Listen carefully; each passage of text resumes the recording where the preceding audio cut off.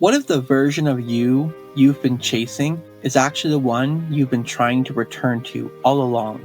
The one before the noise, before the burnout, before you started shrinking to fit a life that never really fit you. This isn't about starting over. It's about returning.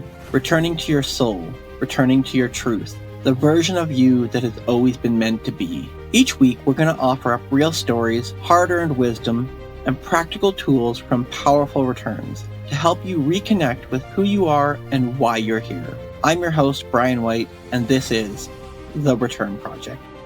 Today, we have the pleasure of having Angie Hawkins join us all the way from Hawaii. As you can see with the flowers in her hair, she is enjoying the Hawaii weather out there.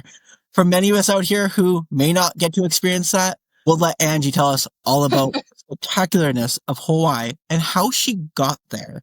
Because she didn't start in Hawaii. She has a journey and a tale that she's going to tell us that, well, we'll let her share it for us. Angie, thank you so much for joining us. Hi, Brian. Thank you for having me. Angie, I want to dive right into this and give you the floor to share with our audience, how did you end up where you are today in beautiful Hawaii? Because from what we had a chance to discuss, it's quite the story. Yes, and I'll actually go even deeper now. So, well, I mentioned to you it started when I was a little girl because I had a Hawaii Barbie that had hair down to her butt, and I found that so fascinating. But also in my childhood, I grew up with emotionally unavailable parents. And, well, there's a whole backstory I can go into about my childhood, but that was the main thing. And as an adult, I understand what that means and why they are the way they are, why they were the way they were.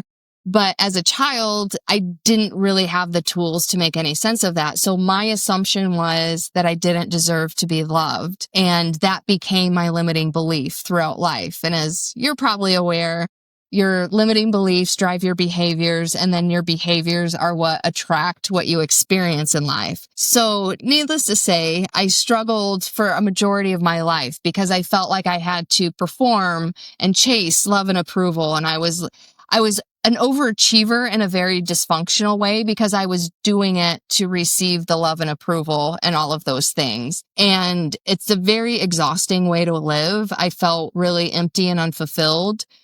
But I didn't know any other way. So I just kept living my life like that. And in 2017, my boyfriend broke up with me, and then my dad passed away. And I was 37 at that time, and I had spent 37 years running away from my feelings because two traumatic things happened at the same time. I was plummeted into this profound grief, and I was actually forced to face my feelings for the first time in my life.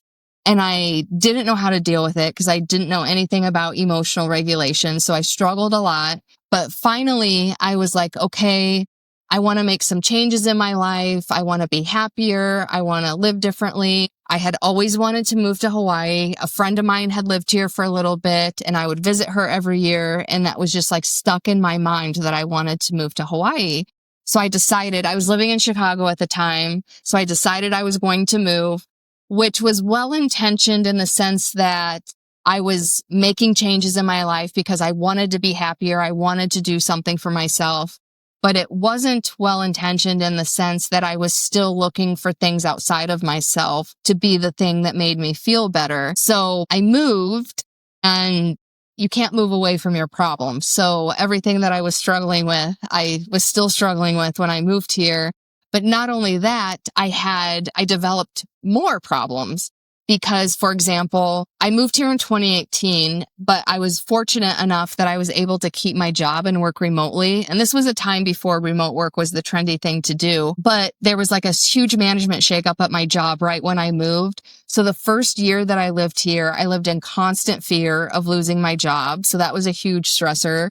I had a really hard time making friends when I first moved here, so that was really difficult, and I felt really lonely and isolated. And then the other big thing that happened when I moved here is I bought a condo to prove how committed I was to the move. But then a month after I bought my condo, a shared pipe backflowed into my bathroom, and I wasn't home, so my entire condo flooded.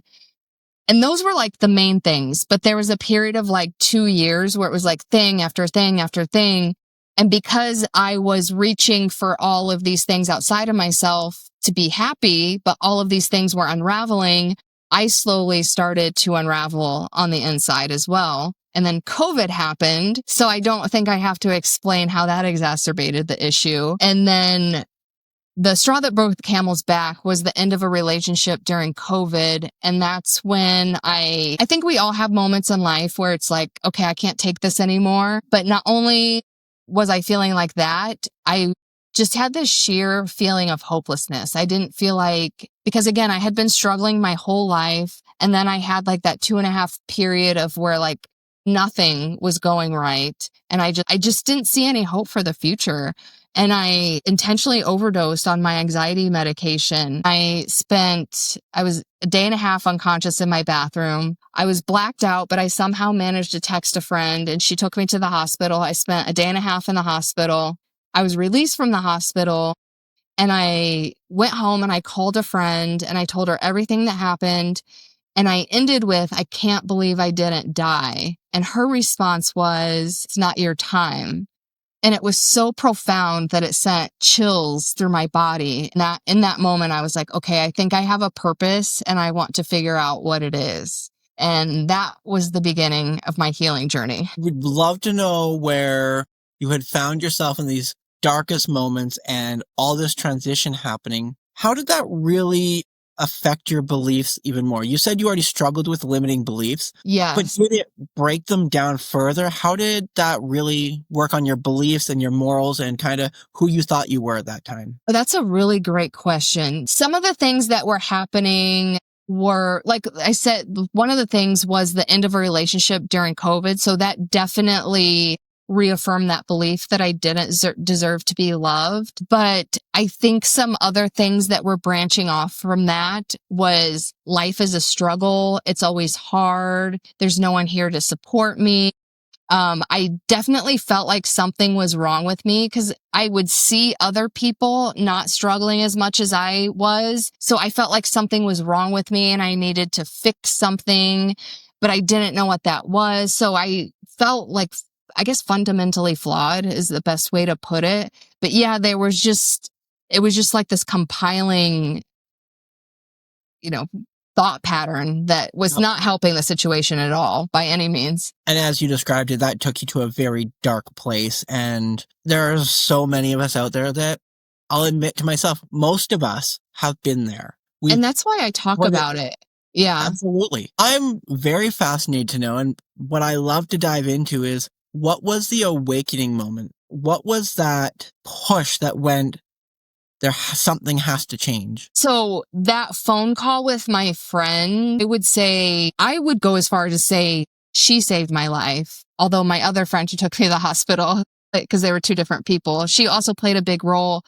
But when I was released from the hospital, first of all, I actually felt worse than I did before, because not only did I feel all the emotional pain that I was feeling before I took the pills, because I took so many pills, even though this was 3 days later, I was still high out of my mind. So I was having this conversation with my friend, but I was truly at a crossroads because in this fragile state, I very easily could have attempted again. And because I had done it and failed, because they actually put me in the psych ward when I was in the hospital. So I had a lot of time to think. And I was like, if I did this again, what would work? So I had already even been thinking about that because I just felt like shit. Because again, the emotional pain was still there. But then the other path was to get help. And when my friend said, it's not your time, again, it was just so profound because it just made me realize, so many people, and not even just with suicide, a lot of people commit and succeed, but even just in general, people get in car accidents and die. A lot of people don't get second chances with life. So her words really stuck with me. And I was like, I think there's a reason that I'm here. I don't know what it is, but I'm going to figure it out. So that was the turning point because I was at that crossroads and her words made me decide I want to get help. What was the very first step that you took into getting help and starting a new journey? The very first step I took, because again, I was still high, but I knew traditional therapy had not worked for me. And I had met this coach. I met him at a healing intensive, and he was actually a men's relationship coach, but we were connected on Instagram, and he wasn't like a pickup artist coach. He was basically teaching men how to be the best versions of themselves so that they could attract a good partner. So the stuff that he was talking about, like being authentic, being confident, being happy, I was really drawn to his message. So when I was like, okay, I don't want to call a therapist, I like thought of him. I'm like, this is so weird because he's a men's dating coach, but I need help and I want him to help me. And I thought the worst thing that can happen if I reach out to him is that he would say no, right? Like I really had nothing to lose, but I reached out to him and he was like, yeah, let's talk. And we had a conversation. And on our very first call, actually, this was just like our discovery call. Like I hadn't actually hired him, but he was like, if you could do anything in your life and you didn't have to worry about money, what would you do? And again, this was like 3 days after I got released from the hospital. I think I was still kind of high. When you almost die, life feels very fragile. Like I felt like I was walking around without skin. So just making it through the day was all I could focus on. So I'm talking to him, just kind of like hanging on for dear life. But he asked me this question that just the first thing that came to me was this book idea that I had. Because I was like, I have this idea for a book. I want to write a really vulnerable memoir about my life because I think a lot of people are focused on the filters and edits on social media, even in real life. If you ask someone how they're doing, they're like, oh, everything's fine because we're all like these high functioning people who have all these trauma in our closet, but we're not talking about it. So I was like, I want to write this vulnerable memoir and then go on this speaking tour so that we can have safe spaces to actually, talk about real life, basically. And so I told him all about this idea. And when I was finished, he was like, did you see how lit up you just got when you told me that? And again, like I was saying, when I first started talking to him, I was like hanging on for dear life. And I did notice like I was feeling a little bit better. So I was like, okay, maybe that's my purpose.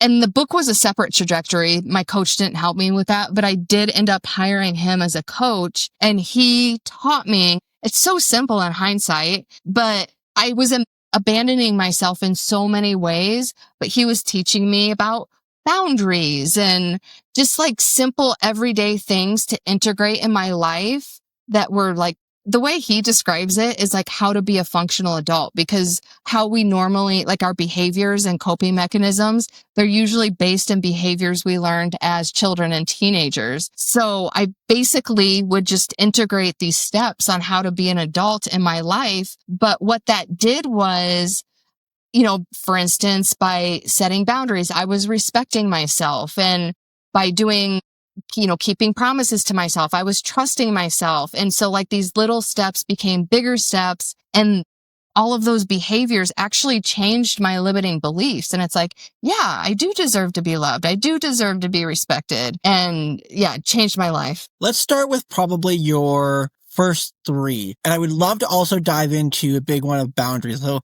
yeah, boundaries is huge. Really honestly, touch on how those three, like we'll pick three because there's lots of, I'm going to call them steps that you can walk through. Yeah, but there's so many things. It's fairly simple for people. We'll dissect just a couple of them at a time here. What are your favorite three or your top three that you would tell someone going through the process that you went through to start with? Yeah, just to be clear, it's hard to pick just three, but if I could pick just three, one would be, we actually did a lot of shadow work because I struggled with perfectionism. I thought I had to be perfect. And if there was something about me that was not perfect, I would hate on it. I would, all the things. So we did a lot of shadow work where I learned to love and see, I can't even say the words because I don't look at them as like negative character traits anymore. It's just part of who I am. And that's just it. Like we worked on reframing it. Like I remember one of the things, and this is kind of minor, but I'm originally from Chicago, so I drive fast. I call it strategically, but people here call it reckless. And I remember we reframed reckless as strategic. So like we reframed all these like seemingly negative things about ourselves because none of our character traits are necessarily negative.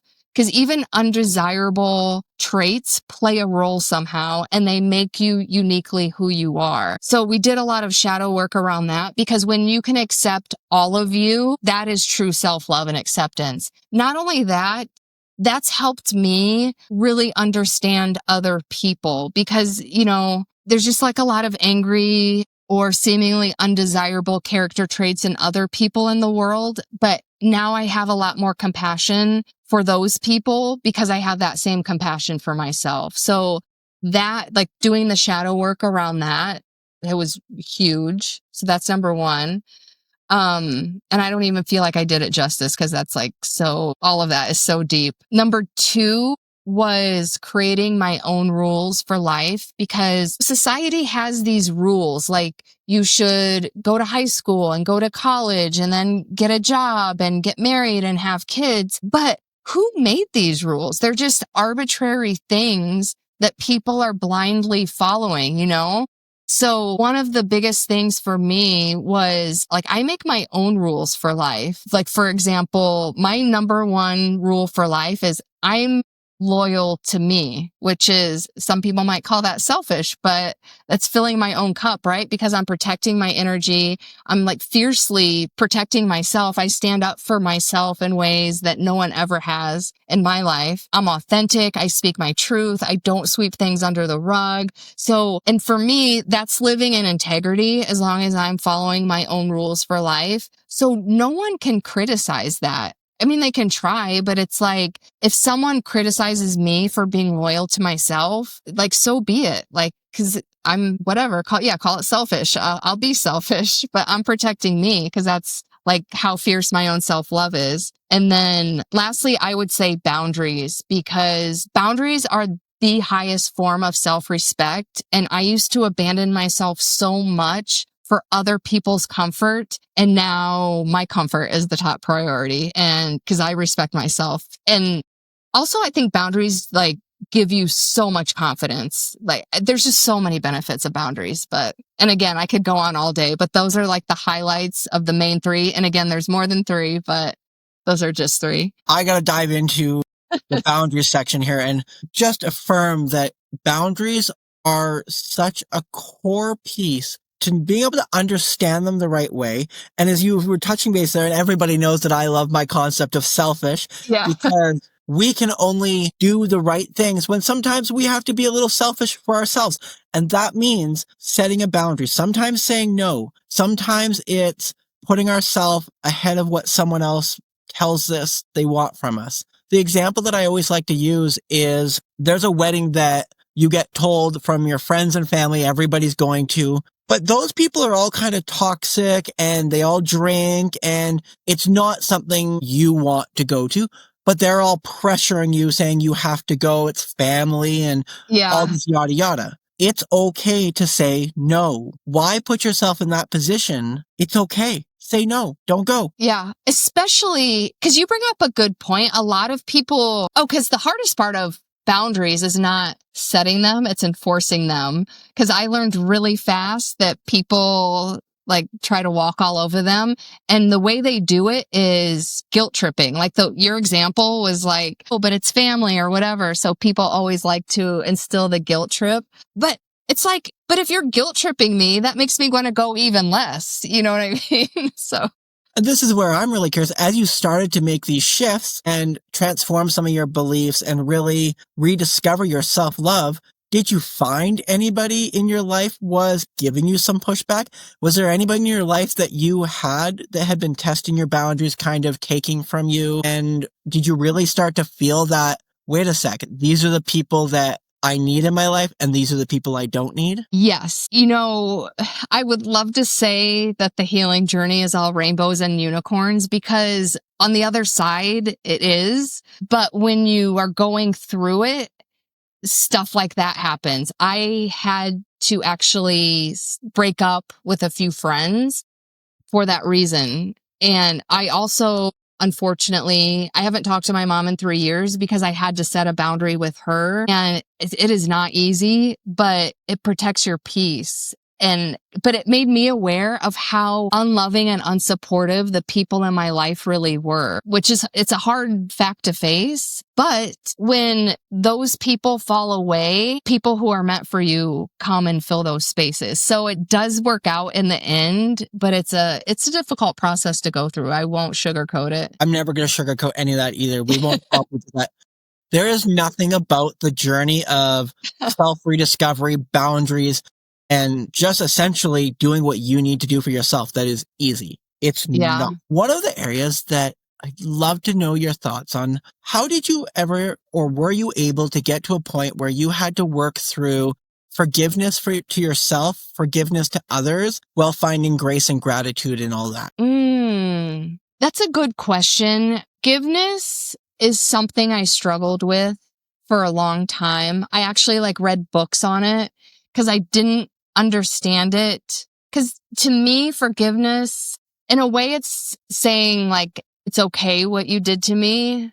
So I struggle with that. So where I landed with forgiveness is, and I think this is true of the whole healing journey, is I just focus on myself. And if someone did something to me, it may not be okay, but I have accountability for healing the part of me that it hurt. And the other person, I don't think I'm responsible for forgiving them. If they were to ever ask me for forgiveness, I might contemplate it. But in terms of putting all that extra energy into figuring out if I forgive them or not, I haven't done that because I don't think it's important because I'm focused on my own journey. That's my viewpoint. I know some people are if you don't forgive them, then you hang on to the anger and resentment. But that's just it. I've healed the anger and resentment. So I don't think you have to forgive someone to heal that within yourself. And that's just my theory.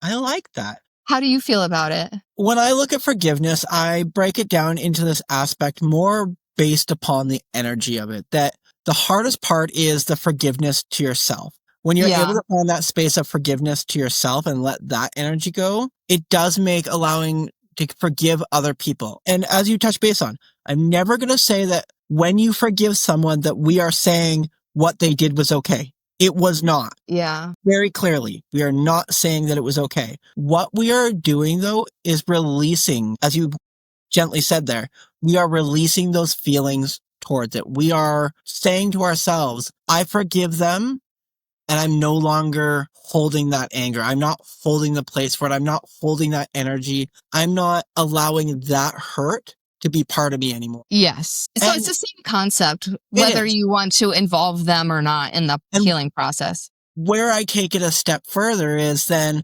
once you've been able to have that forgiveness for yourself and for them, then you get the choice. This is where the choice falls in on forgiveness. Whether you then have forgiven them enough to try and pursue a new relationship with them and rebuild whatever the hurt was and start again. Or you make the decision that the hurt, what they did was so wrong, you've let it go, but they can no longer be a part of your life, which is part of setting that boundary. So it all kind of intermingles, but to me, it's really about not holding the weight. Agree. And I think you can do that on your own. I think it's an individual journey, though. What is your thoughts on grace and gratitude surrounding all of that? To myself, when I really find that I'm able to give myself grace, that was a big part of the forgiveness, as well as learning the gratitude for the things that I do have.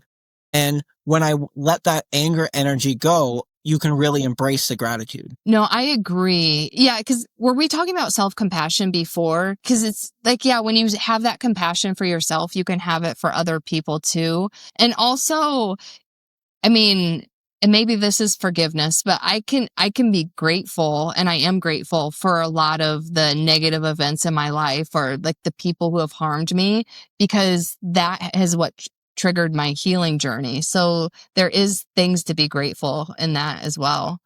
I actually like how you put that you're grateful for the bad things that have happened. And it doesn't happen immediately, but any person who has ever hurt me, I've been able to look back and be like, okay, I needed to go through that. So as you started to develop these new beliefs and you started to grow your self-love, how did your, I'm going to say, self-worth change? How did your beliefs change? And how did you physically start to feel different?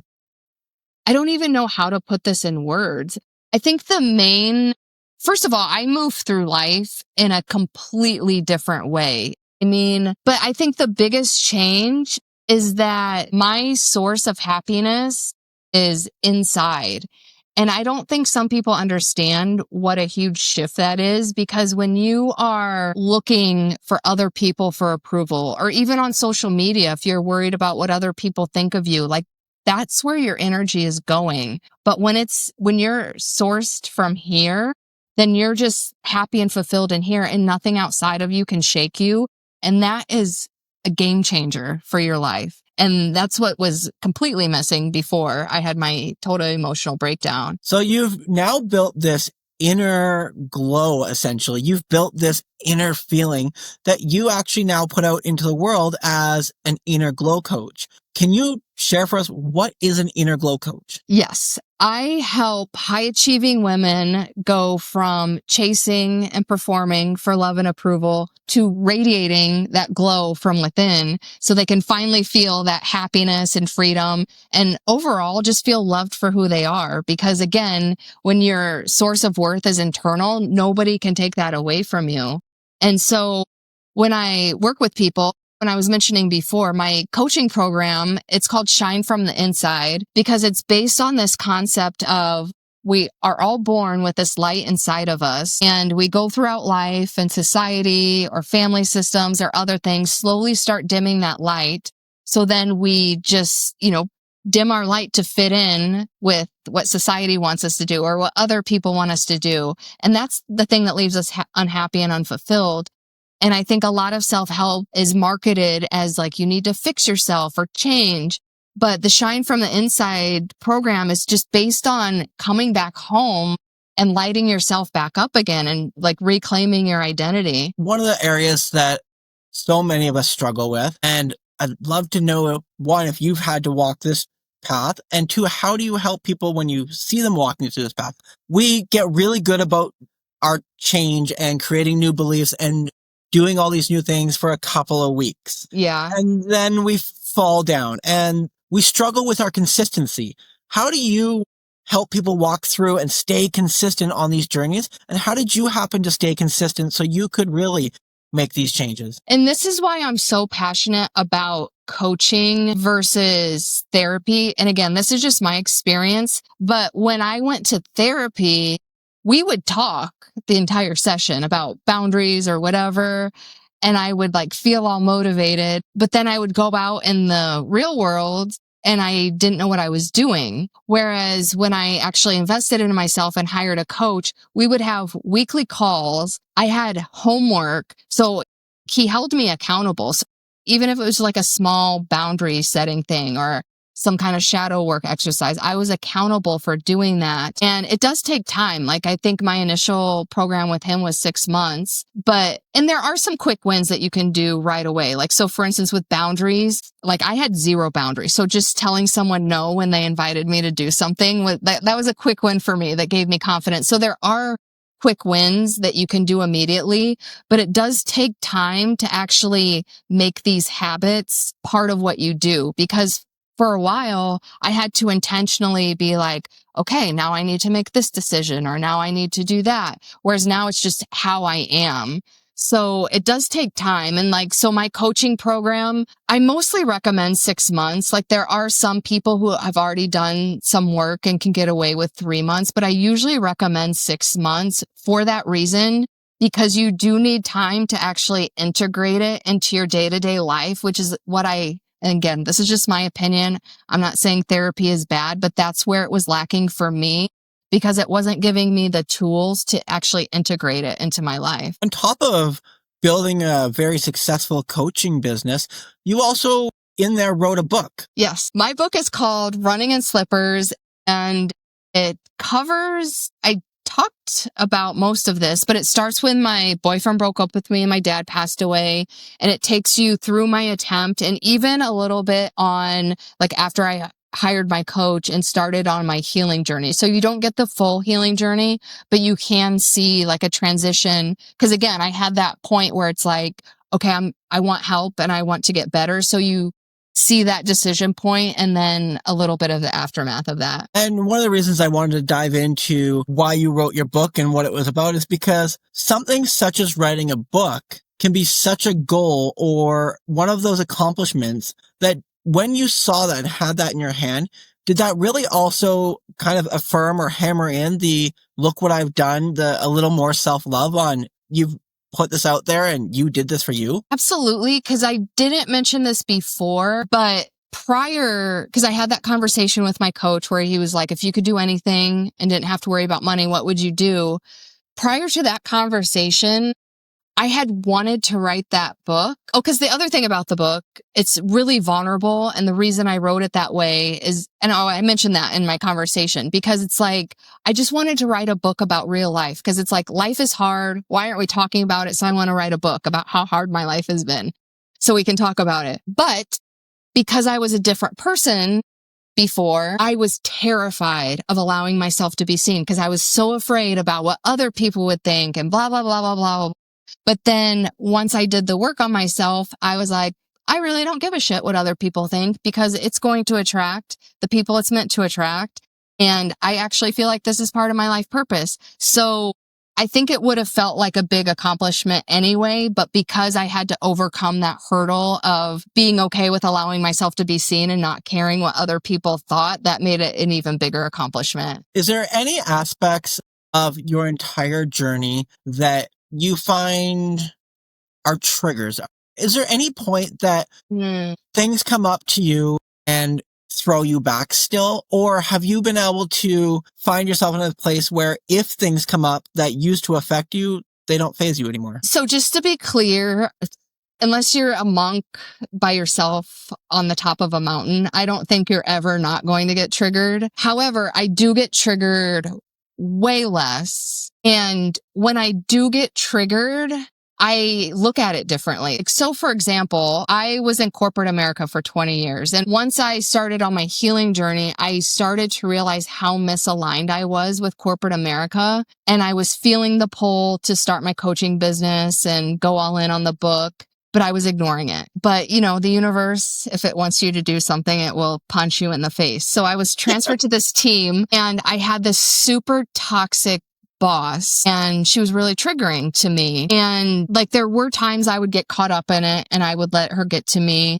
But then there was this other part of me that was like, okay, what is this teaching me? And when I really stopped to look at it, I was like, I've been feeling a pull to move away from corporate America.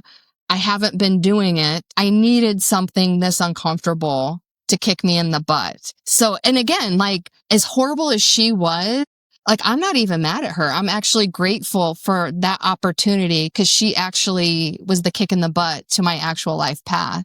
So when I do get to answer your question, when I do get triggered, it's a totally different experience because I just look at it so much differently. What are your thoughts or what do you believe around the age-old philosophy of everything happens for a reason or the universe has a time and place for everything? I 100% agree with that because again, because I'm 45 years old, I can look at any difficult or challenging or painful situation in my life and I can crystal clearly see the reason and why that was helpful for me. So I firmly believe in that. So you've now walked this really powerful journey. You've grown, you've developed who you are, you've rediscovered your self-love, you've got your inner glow. If you could pick one of the top pieces of advice that have come out of all of this, what is the greatest piece of advice that you would share with people? It's so hard to narrow it down, but like to keep it simple, like do not give one shit about what anyone else thinks because I used to care so much about what other people thought of me. And now from my perspective now, I look at that and I'm like, the people that I was worried about I wouldn't trade places with them ever. Like there's nothing to envy about their life. So why was I so worried about what they thought of me? It was such a waste of time and energy. And it depleted my own self-worth. So it was a huge disservice to myself. So this rounds into my next question of wondering if you could go back and talk to your younger self, what would you tell your younger self that might change the trajectory of how your life works? I've been asked this question before, and I don't think my answer is going to change. Because you've seen the movie Back to the Future, right? I don't think I would go back and tell her anything. Because again, I think my life has unfolded the way it should have been. I think I'm where I need to be and everything has its place. So I wouldn't change anything. I would go back and give her a hug. I wouldn't. That's it. Because she needed to know that she deserved to be loved. So I would have given her that and not have told her anything about what to do in the future. You are the first person that's ever given me an answer like that. Really? And I love that. You would not. I would not. I would be too scared. Because remember in Back to the Future, like, I think this was the second one, like Biff was like ruling the town and I don't know. I would just be too afraid to make a major mistake. But I just love the fact that instead of words, you'd give her a hug. Oh, yeah. I think that's more powerful than anything you could say. Do you know why that's my answer though? Because before my dad died, when someone's parent or someone close to them would die, I never knew what to say. And I always felt so awkward. And then my dad died and I had this epiphany. There's nothing you can say. Like, and it feels so good to get a hug when you're grieving. So that's why, like, if I'm in person with someone and they tell me like, oh, my mom just died, like, I just give them a hug. I don't even say anything. So that's mainly why that's my reason. So now we're going to look forward. Do you have any new projects on the horizon? Any big things on the go? What's your next step forward? I do want to write another book. I'm trying to do more with my coaching business though. Like, for example, I'm doing a masterclass next month on confidence. And I think I want to do more stuff like that where I can get people together in groups. So, and maybe start with group coaching or something like that. So I am trying to build out my coaching business more, but I have another book in the works, so that will come eventually. Well, I'm excited to learn more about that. This seems like a great place to bring our conversation full circle. And at the end of every one of my podcasts, I like to pose a really deep and powerful question. So Angie, the question I throw to everybody is, what is your definition of truly living your best life? I think living your best life is being happy and fulfilled, whatever that means for you. Because someone can be happy and fulfilled working all day long, or someone could be happy and fulfilled traveling, or I'm happy and fulfilled surfing, but that's not necessarily what I do all day long. But I try to do it at least every day because it contributes to my happiness and fulfillment. Because I used to live my life like this. I used to be unhappy, unfulfilled, exhausted, frustrated, and it's just not a way to live. So I think true success is being happy and fulfilled, whether you have money or don't have money or whatever that means for you. Love it. Finding the fulfillment that's within is how we're going to really live our best lives. Yes. And I'm a 100% a believer that I'm on track, on board with you, because I think when we are fulfilled and our cups are full, we can pour with abundance and live our best lives. Yeah.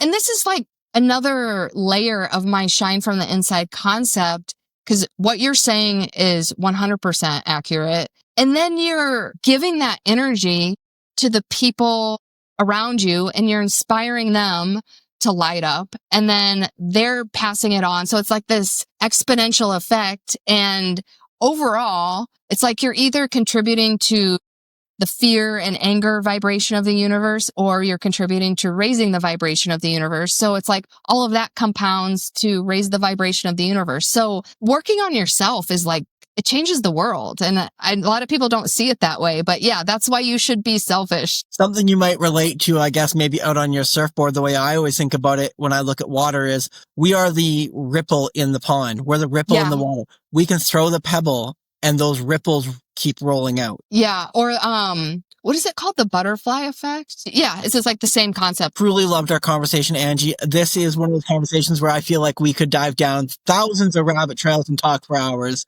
but we will wrap this up here. So thank you so much for joining us today. Yes. Thank you for having me. That's a wrap on today's episode. A heartfelt thank you to our guests for showing up with honesty, depth, and wisdom. And thank you for listening in.